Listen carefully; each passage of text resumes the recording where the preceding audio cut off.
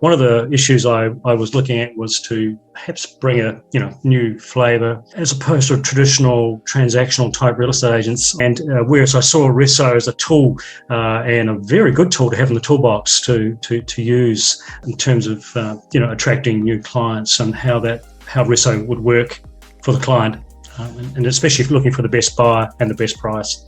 And so the best terms, I felt Resso, and being a digital platform and doing what we used to do before, face to face with bits of paper and, soft copies and the old way, I just felt, no, that's not for us. And Resso was on the top of my shopping list. Most of the buyers, obviously, who came to view the property, a lot of them wanted to make offers straight away. I probably wasn't keen on, running a deadline or an auction process 2 or 3 weeks out. I felt that we could start corralling the offers in straight away to see what the market thought of the property.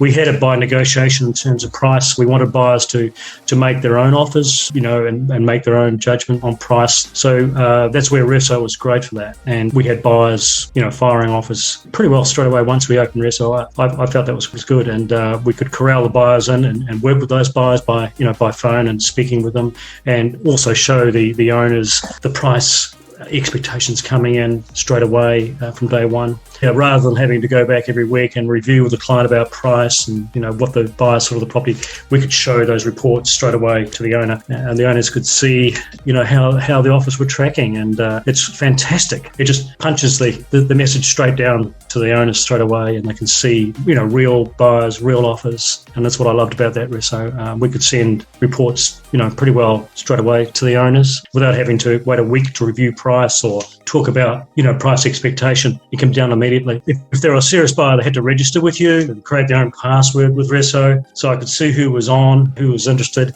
Once they registered, you knew they were serious buyers. You didn't have to wait a day or 2 days to bring them back or call. They were straight into Resso making offers, and the buyers loved it too. And when you rank them, if they're dropped from number 1 down to number 2 or 3, they certainly jump back into action again. No one wants to miss the ideal or their property. They want to be number 1, and I love that ranking feature. And talk about motivating buyers. It's a fabulous, I think it's great. And it's very transparent as well. When I asked buyers about it, they thought it was great. They could see where they were positioned. Obviously, they don't see each other's offers, but they see as a buyer where they're ranked. We had quite a few pending buyers that obviously didn't go the full making an offer. Once we knew they were pending, then would call them, and if they weren't interested, that's great. So I knew who the serious buyers were. And that's the great thing about Resso. It ranks them. I know who's serious and who's pending and who's in there with offers, and you can see it straight away. So from day one.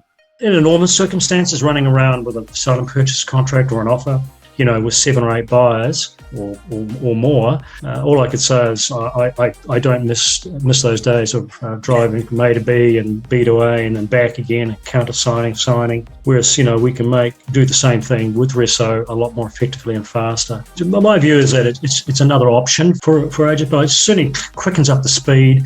I mean, it saves a lot of time. Buyers love it, sellers love it, and as far as I even said, I love it. So why would you not do it? And I've been around a while, and I've done both ways of presenting offers, and you're dealing with multiple buyers. Resso is perfect.